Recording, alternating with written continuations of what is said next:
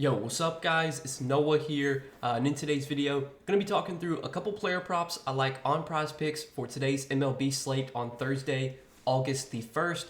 Now we only have 5 games tonight, so it's a really small slate for Thursday. Would definitely recommend playing a little bit lighter tonight. I just think, the board, obviously there's not going to be as many props I like. It's just, it's harder to find a bunch of plays that really stand out when there's just less options, which is the case tonight. But I did still find 2 plays that I do like for tonight. We got 2 props we're going to talk about. We're going to share why I like them. Now, before we do get started, guys, make sure you hit that like button down below. If you do enjoy these Prizepicks videos, make sure to hit that subscribe button if you have not yet. And if you guys are new to Prizepicks and if you don't have an account on Prizepicks, sign up, use promo code NOAH. When you sign up and use my promo code and you place your first $5 lineup, you'll get $50 in promo funds instantly added to your account. That's a new promo that Prizepicks is running for new users. So if you don't have an account on Prizepicks, again, use that code NOAH when you sign up, and you'll get $50 in promo funds instantly added to your account once you place your first lineup. It only has to be for $5. So check out Prizepicks, guys. Also, we do have a partnership with Sleeper. You guys can also check out Sleeper, linked down below in the description. Or, again, just use that promo code NOAH over on Sleeper. Get your first deposit matched up to $100. And if you guys don't know what Sleeper is, they are a DFS pick'em app similar to Prizepicks, where you're just picking more or less on player projections. You're building out your entry. You can make up to an 8-pick entry on Sleeper, and you can win up to 100x your money. So if you guys do want to check out Sleeper, make sure to do so. Linked down below in the description, or just use that promo code NOAH when you do sign up. But we got 2 props to talk about for Thursday, guys. Want to recap the 2 plays that we did give out in Wednesday's video before we talk through today's plays. So we finally got a win Wednesday. We gave out 2 props Wednesday, hit both of our plays. Zach Gallen over 30.5 fantasy score was relatively sweat-free. Zach Gallen had a really good game yesterday, went 6 innings, had 6 strikeouts, I think only gave up 1 run, finished. I think he got the quality start and he got the win, so he finished with like 43 fantasy score. And then we took Brian Bayo over 15.5 pitching outs, which was relatively sweat-free as well. I think Bayo went 6 innings, relatively smooth 6 innings. He only gave up like, I think 1 or 2 runs. He was pitching really well. He got through like 3 innings on only like 30-something pitches. He was cruising yesterday.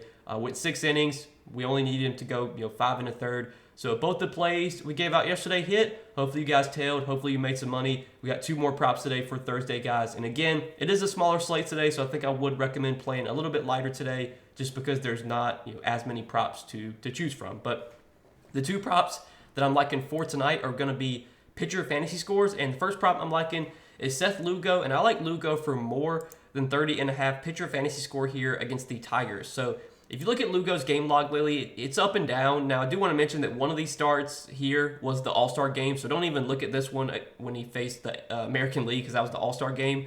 But he did go over this fantasy score line against Colorado, 31. Then he had a tough matchup against Boston, only 18 fantasy score. Then he bounced back with a really good game against the White Sox, 52 fantasy score. And then he did struggle in his last start against the Cubs, only 7 fantasy score. Well, now Lugo gets another kind of bounce back spot here against the Tigers. The Tigers have been an offense that, I think we can definitely pick on. They've just not been good offensively this year. They're without Riley Green right now, who, is their best hitter. Without Riley Green, this lineup is just even worse.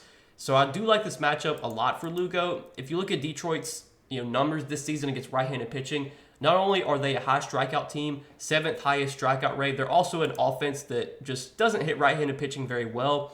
25th in batting average, 28th in on-base percentage, 19th in slugging, 23rd in OPS, and then WRC plus, they're 23rd in WRC plus. So they're pretty much bottom 10 in almost every offensive metric against right-handed pitching, and they have a top 10 strikeout rate. So this matchup is really good here for Lugo. This is a spot where I think Lugo has a very good chance at a quality start. I think he could have a shot at a win as well. Right now, the Royals are minus 157 moneyline favorites in this game. So we could get a win here from Lugo, but even if we don't get a win, I think we definitely have a good chance at a quality start. Lugo is heavily favored for over 17.5 pitching outs. He's favored to go under 2.5 earned runs allowed. So if he pitches 6 innings, if he gives up 3 earned runs or less, well, obviously that's what you need for a quality start. And then in terms of the strikeout upside he has in this matchup, like we said, this is a matchup that does present a lot of strikeout upside. Detroit, 7th highest K rate this season against right-handed pitching. And for what it's worth, Lugo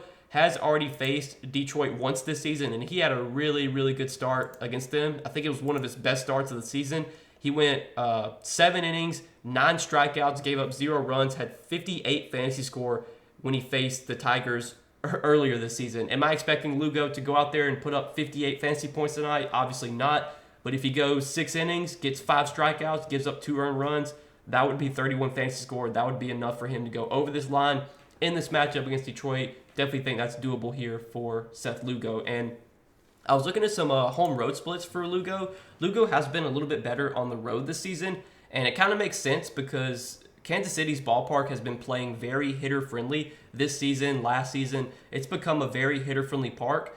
Lugo this season on the road, 2.51 ERA. At home, 2.80 ERA. So slightly better ERA on the road. His strikeout rate, though, on the road is way higher. For what it's worth, I don't really know exactly why. Maybe because of the matchups he's had. But this season on the road, 24.1% strikeout rate for Lugo. Whereas at home, just a 19.4% strikeout rate. So Lugo's also been able to get more strikeouts on the road this season. I don't think that really means too much here, but it definitely, I think it does mean something to see that he's pitching better on the road because, again, pitching in Kansas City is kind of a tough ballpark to pitch in. It's been a very hitter-friendly park. So I like Lugo pitching on the road here in Detroit, which is a ballpark that is typically played pitcher-friendly. So there's a lot of boxes that are checked here for Lugo. Like the matchup a lot for him. Like his chances of going over or putting up more than 30.5 pitcher fantasy score. And then the other pitcher fantasy score that I like is Charlie Morton. We're going to take him for more than 33 pitcher fantasy score here. Let's talk through this prop on Morton and why I like this one. So Charlie Morton, you look at his game log lately, obviously doesn't look very pretty. Had a really, really good start against the Pirates, and then ever since then, it's kind of just been mediocre. 22 fantasy score against the Giants, 22 against the Diamondbacks, 31 against the Cardinals, and then got roughed up in his last start against the Mets, had -1. But like if you look at some of these matchups, like these are not easy matchups. I mean, all these teams, Giants, Cardinals, Arizona, Mets, all these teams are, if not average to above average in terms of their offensive metrics versus right-handed pitching. Also, those teams are, not teams that really strike out a ton. Well, now Morton gets probably one of the best possible matchups here against the Marlins. The Marlins are definitely going to be an offense that we want to attack. Ever since the trade deadline, they traded away Jazz Chisholm. They traded away or they released Josh Bell. They traded away Brian De La Cruz. Like, this lineup is just not good. Xavier Edwards has been playing well lately. He's batting leadoff. But other than that, Jake Berger, Kyle Stowers, Jonah Bride, Jesus Sanchez, Emmanuel Rivera, Nick Gordon, Brujan, Fortes, like these are not very good hitters. And like a lot of these guys like Rivera, like Jonah Bride, like these guys typically they don't play or they didn't play against right-handed pitching. They were kind of just platoon guys. They would only play against left-handed pitching. But now because the Marlins are kind of so thin on players, they're just having to play these guys pretty much every day. So that we are definitely getting Morton in a good matchup here against a watered-down Marlins lineup. And if you look at the Marlins this season against right-handed pitching, they've been pretty terrible. Not only have they been a bad offense, like if you look at their numbers offensively, 4th lowest WRC plus against right-handed pitching. They're bottom 10 in most metrics as well. 2nd to last in on-base percentage. In terms of slugging, I mean, this is not a team with a ton of power. 23rd in slugging. They are 27th in OPS. So not only have their offensive metrics been bad against right-handed pitching, but if you look at their strikeout rate, their strikeout rate has been growing. They have been striking out a lot more lately versus right-handed pitching. If we just look at the month of July versus righties, the Marlins in the month of July did have one of the highest K rates. I'm trying to pull it up here so I can confirm with you guys. But I was looking at it earlier, and I think the Marlins were up there in K rate. So, yeah, versus right-handed pitching in the month of July, the Marlins had the 6th highest K rate, 25.2%. Now that they don't have Jazz and De La Cruz and Josh Bell, some of their best hitters, you would think they're going to be they're going to continue to be a high strikeout team. So this is a matchup that, where there's a lot of boxes checked for Morton. He's facing a bad lineup. He's facing a team that's been striking out more, and he's pitching at home. Morton does have better splits at home this season. If you look at his home ERA, it's 3.32, whereas on the road, 5.14. So Morton has been pitching better at home this season. And this is a spot where I think he has quality start potential. He's favored for over 17.5 pitching outs. He's favored to go under 2.5 earned runs allowed. And I think he has potential at a win here. The Braves are pretty big favorites at home tonight, -200 moneyline favorite. So wouldn't be surprised if Morton picks up a win in the spot as well. Given the matchup, given the win equity, the quality start potential that Morton should have here, I like his chances of going over 33 fantasy score. Another prop that I do like for Morton is his strikeout prop, which is currently at 5.5. I think if Morton goes over 5.5 strikeouts, he probably also goes over his. Well, actually, I think they took his strikeout prop off the board. Let's see. Yeah, so they only have a demon and a goblin strikeout prop, so never mind on that. Morton's strikeout prop was at 5.5. It got taken off the board. I would have liked that too, but yeah, I think 33 fantasy score is good here. I mean, Morton, if he goes 6 innings, 6 Ks, 2 runs allowed, that's 34 fantasy score, and that's without factoring in a win. He could go 6 innings, 4 Ks, 2 runs allowed, and get a win, and that would be 34 fantasy score as well. So there's a lot of ways we can go. We can get Morton to go over this fantasy score line. Just given the matchup though against the Marlins, given Morton's home road splits, he's been a lot better at home. There's a lot of boxes checked here for him, and I do like him to have more than 33 fantasy score tonight. So this is what we're going to be rolling with, guys, for Thursday for this small slate of only 5 games. Again, guys, I think I would recommend playing a little bit light tonight, just not a ton of props to choose from when we only have 5 games. These were the props, though, that I like most, kind of from what's available right now. As always, though, guys, appreciate you watching these Prizepicks videos. Make sure to hit that like button down below if you do enjoy these videos. Hit that subscribe button if you have not yet.